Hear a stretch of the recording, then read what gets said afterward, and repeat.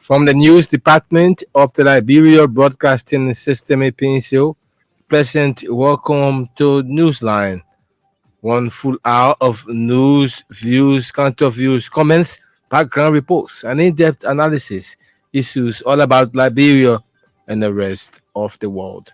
Today is Tuesday, July 2, 2024. I'm Alpha Rogers anchoring. In the headlines this afternoon, President Joseph Baka congratulates the government and people of the United States on their 248th independence anniversary. Liberia National Police launches inquiry into the killing of a civilian by its officer in the Peninsula Rehab community Monday. Liberia Revenue Authority celebrates 10 years of massive contribution to national development. We've been able to move revenue collection from around 400 million in 2014 to over 730 million in 2023. And away from home, at least 27 people killed in a stampede at religious event in India. Details of these captivating developments plus more, including Newsline features, Newsline sports, the news in simple Liberian English, French plus more. First, we take a news bulletin read by Grace Modiesi.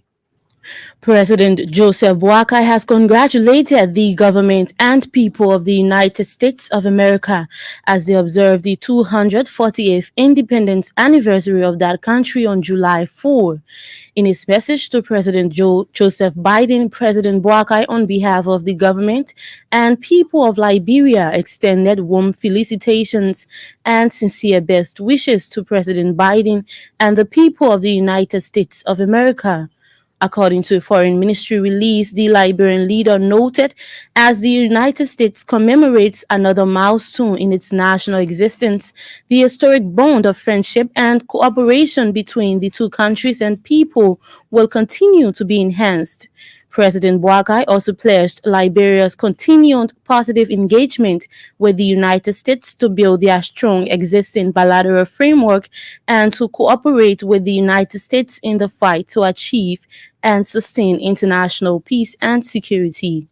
The Liberian leader then wished President Biden personal well-being and continued wisdom as he leads his people on the irreversible path to sustained peace, stability, and prosperity. In a related development, the Liberia leader has also congratulated the government and people of Canada on the occasion commemorating the 157th independence anniversary of that great country on July 1. President Joseph Baka, in his message to his Canadian counterpart Justin Trudeau, extended profound congratulations and best wishes to the government and people of Canada on behalf of Liberia. According to a foreign ministry release, the Liberian leader further stated that Liberia's relationship with Canada presents the opportunity for exchanges on efforts to deepen future bilateral ties in many spheres. President Baka then prayed that the people of Canada will continue to enjoy the blessings of peace and unity.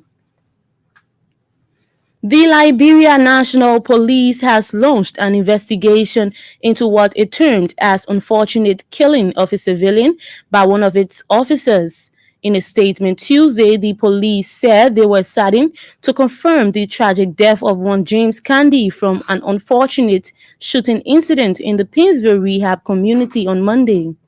The statement said preliminary information suggests that the LNP responded to a violent situation involving threats against a resident of the community by individuals suspected of involvement in drug trafficking. It added that during the melee, Officer Ishmael Trawale discharged his firearm, leading to the unintended death of James Candy at ELWA Hospital. The LNP said it is treating the matter with the utmost seriousness and vowed to do all it can to determine the circumstances surrounding Monday's tragic incident. The police have since expressed sympathy to the bereaved family, promising transparency and accountability throughout the investigation process. The Liberia Revenue Authority has boasted of significant progress in revenue generation since its formation in July 2014.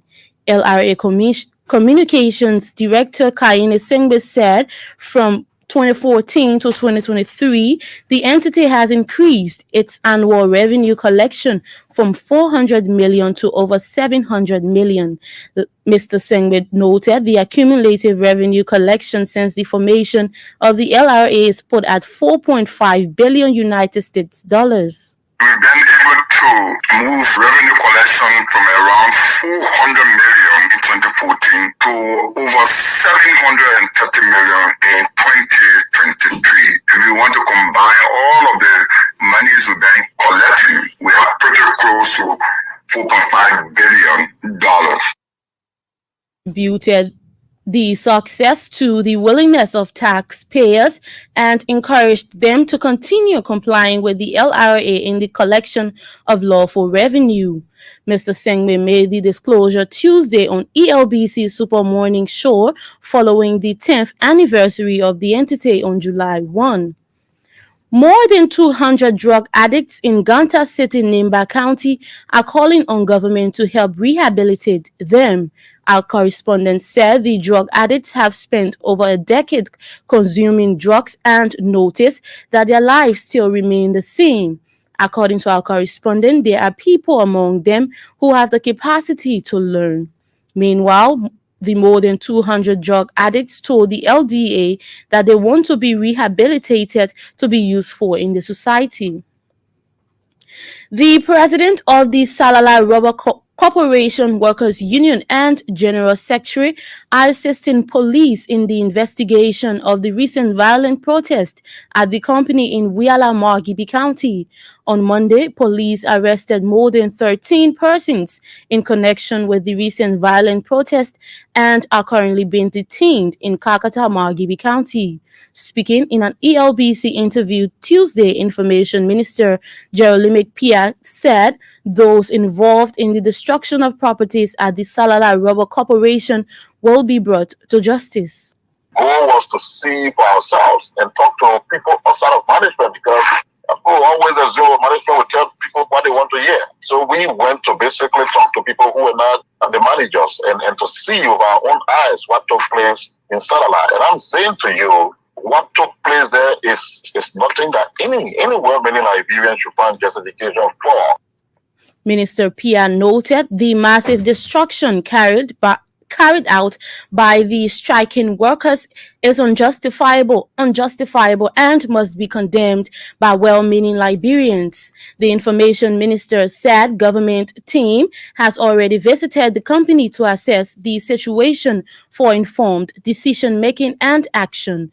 Minister Pia, however, thanked state security personnel for restoring calm at the company's site. Government has described fallen veteran Liberian journalist Cholo Brooks as a nationalist whose invaluable role in the media remains unmatched.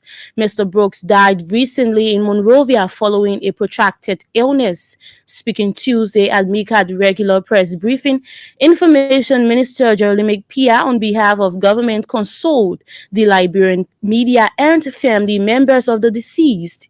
He once served as BBC correspondent to Liberia and later worked at the Liberia news agency, Lina. Mr. Brooks was a media trainer and the managing publisher of the Global News Network, GNN. The concerned professionals in support for the establishment of the War and Economic Crimes Court has hailed President Joseph Boakai for appointing Councillor Jonathan Masakwe as executive director of the court. The group described the president's move as timely and important to the attainment of justice for victims of the country's 14-year civil war and to end the culture of impunity. It says Councillor Masakwe has assumed the new portfolio with a wealth of legal experience in human rights advocacy, both locally and internationally over the years. The release also quotes the concerned professional as lauding the international community and government for the initial steps taken so far. Meanwhile, the group is calling on the international community and government to support the Office of the War and Economic Crimes Court to achieve the mandate of its executive director.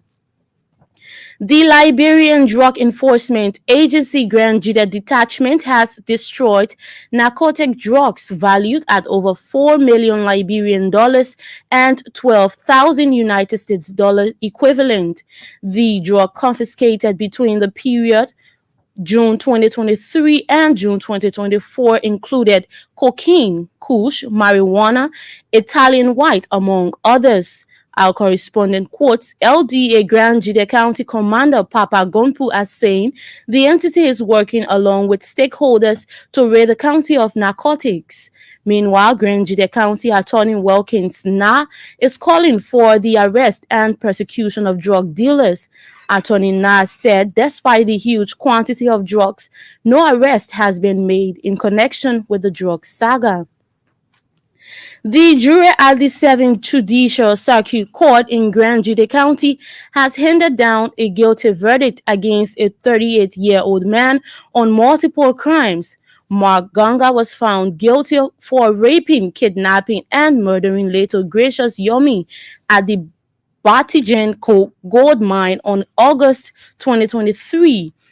According to our correspondent, on August 9, the accused kidnapped, raped, murdered, and dumped the body of the 13-year in the pit behind his house. Following a search of the home of the accused, several items of the deceased were discovered, including the trace of blood from the home of the accused to where he dumped the body. Meanwhile, the sentencing of Mark Ganga is expected on Thursday, July 4, by judge of the 7th Judicial Circuit Court. Grace Moliyezi with the news bulletin. Grace will be back a little later. That's when you listen to our international news. This is Newsline on State Radio. One of the big stories we're following, President Joseph Baka congratulates the government and people of the United States on their 248th independence anniversary. Liberia's closest traditional ally, the United States of America, will celebrate its 248th independence anniversary on Thursday, July 4. Ahead of the historic occasion, Liberia